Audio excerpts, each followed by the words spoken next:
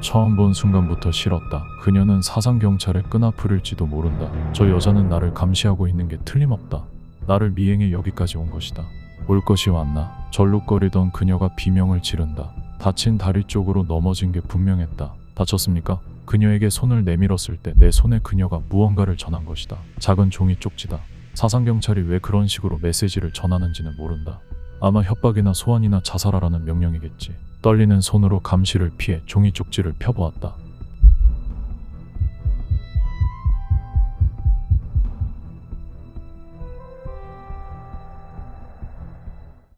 그날 머릿속이 새하얘졌다.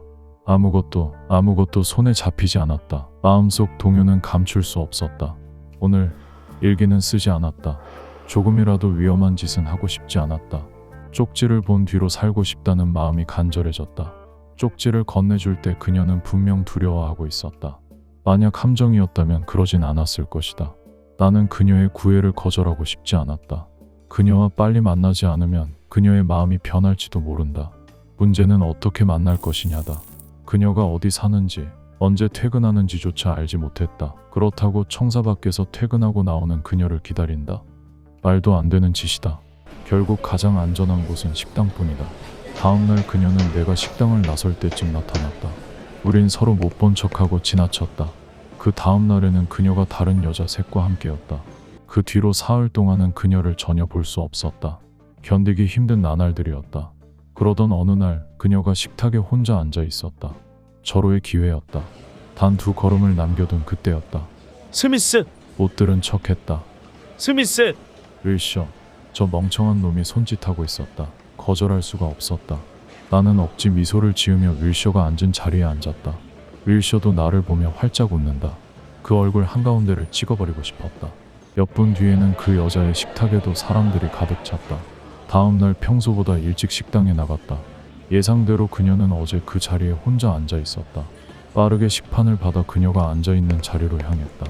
두근거림을 감추며 그 여자의 식탁 앞에 앉았다. 심장이 터질 것 같았다. 누군가 오기 전에 빨리 이야기해야 했지만 막상 입이 떨어지지 않았다. 하지만 행동할 시간이 얼마 남지 않았다. 몇 시에 일이 끝나죠? 6시 30분요. 밖에서 만날 수 있을까요?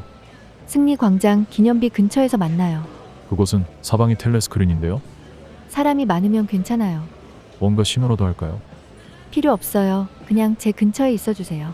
알겠어요. 우린 더 이야기하지 않았다.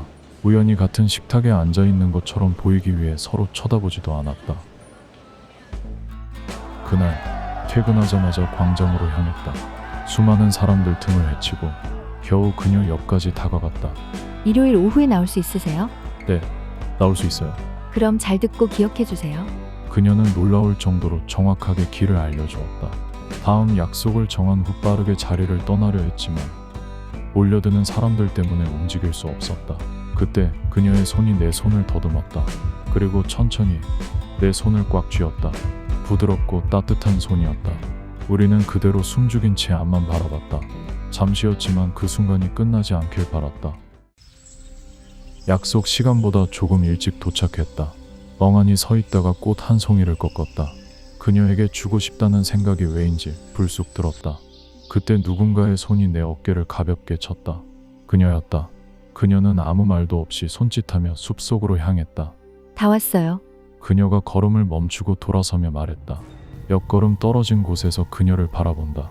아직은 그녀에게 가까이 다가갈 용기가 나지 않았다.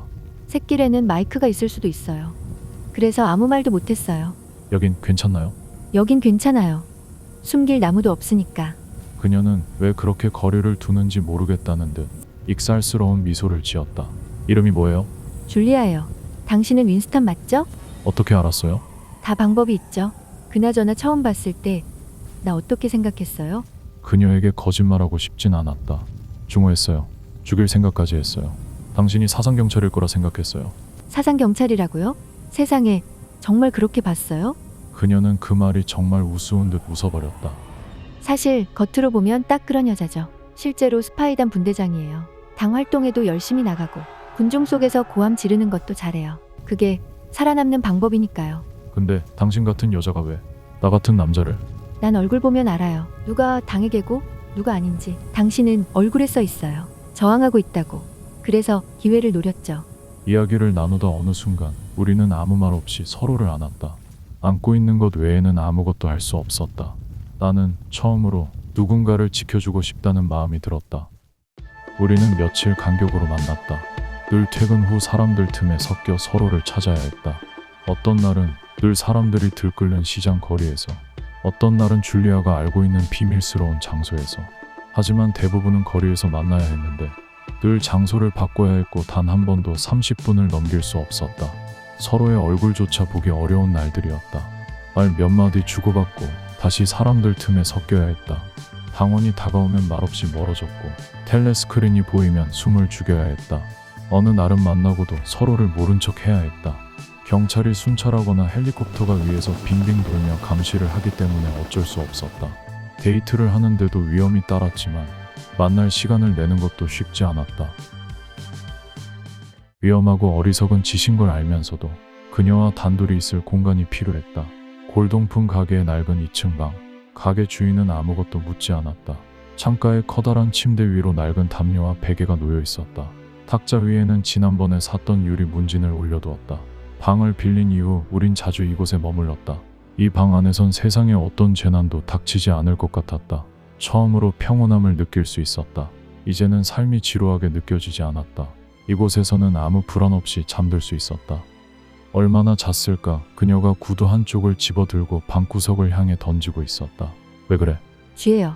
널빤지 아래쪽에 구멍이 있나 봐요. 쥐라고? 이 방에 쥐가 있어? 쥐야 어디든 있죠. 나에게 쥐는 세상에서 제일 무서운 존재였다. 그녀는 창백해진 나를 안심시키려는 듯 두 팔로 감싸 안아줬다. 따뜻한 체온이 느껴진다. 벽에 걸려있는 그림이 보인다. 200년은 좋게 된 것 같은 판화였다.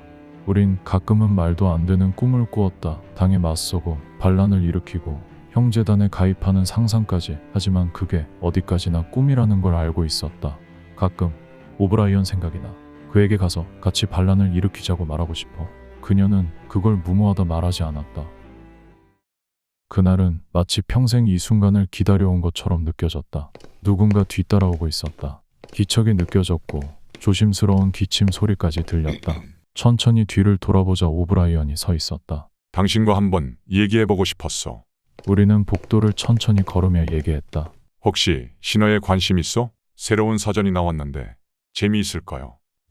꼭 한번 보고 싶습니다. 그럼 내 집에 들러서 가져가시오. 주소를 알려드리죠. 고작 2분 정도의 짧은 대화. 한 가지는 확실했다. 상상했던 비밀 단체는 존재하고 그가 날 초대한 것이었다.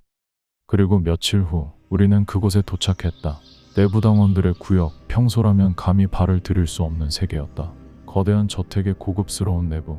이곳에 온 순간부터 계속 후회했다. 대체 무슨 근거로 오브라이언을 같은 편이라 믿었던 걸까?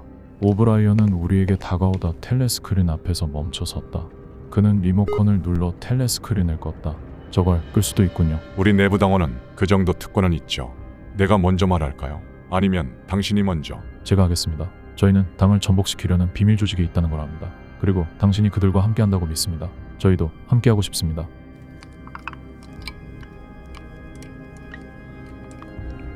형제단은 어둠 속에서만 존재합니다. 명령이 떨어지면 이유를 묻지 않고 복종해야 합니다. 그 누구도 누가 형제단인지 모릅니다. 심지어 체포되어도 누구도 당신을 구하지 않습니다. 변화는 먼 훗날 미래의 일일 겁니다. 아무 변화도 보지 못하고 죽게 될 겁니다. 그래도 죽음을 감수하겠소? 감수하겠습니다. 서로 배신할 수 있겠소? 그건 할 수 없어요. 좋소. 당신들 은신처는 골동품 가게 위층 방입니다. 당분간은 그곳을 쓰시오. 나중에 다른 장소를 알아봐 주겠소. 자, 이제 슬슬 텔레스크린을 켜야 하니 서로 시간을 두고 따로 흩어지시오. 그날 우린 마침내 되돌릴 수 없는 선을 넘어섰다. 별 다를 것 없는 날들이 이어졌다. 형제단의 지시도 아무런 소식도 없는 나날들. 줄리아와는 오랜만에 만남이었다. 줄리아가 다급하게 뛰어들어왔다. 무슨 일이야? 잠깐만요. 봐요. 설탕이에요. 진짜 설탕? 그리고 빵이에요. 내부당원들이 먹는 거, 커피도 있어요. 이걸 어떻게 구한 거야? 나름의 반란이죠? 방 안에 퍼지는 커피와 빵 냄새. 오랜만에 느끼는 아늑함. 잠깐 등 돌리고 있어줘요. 말할 때까지 돌아보지 마요. 줄리아 말대로 뒤돌아 창 밖을 보았다. 창 밖엔 정막이 흐른다. 됐어요. 이제 돌아봐도 돼요. 분내가 코를 간지럽혔다. 줄리아가 화장을 한 것이었다. 아름다워. 그때였다. 너희는 이미 죽은 목숨이다. 소리는 벽에 붙어있는 그림 뒤에서 났다. 움직이지 마라. 명령이 떨어질 때까지 꼼짝도 하지 마. 드디어 올 것이 왔다. 손을 머리 위로 서로 떨어져. 도망은 상상조차 할 수 없었다. 그 순간 깨달았다. 우리의 짧았던 행복은 이제 산산조각 났다는 걸. 이런 아까운 유리 문진이 깨졌잖아. 꽤나 귀한 건데 말이지. 안 그래 윈스턴? 그 목소리는 상점 주인이었다. 하지만 이제 그는 노인이 아니었다. 다른 사람, 완전히 다른 얼굴이었다. 줄리아는 눈물을 흘리며 끌려나가고 있었다. 그게 내가 마지막으로 본 그녀의 모습이었다.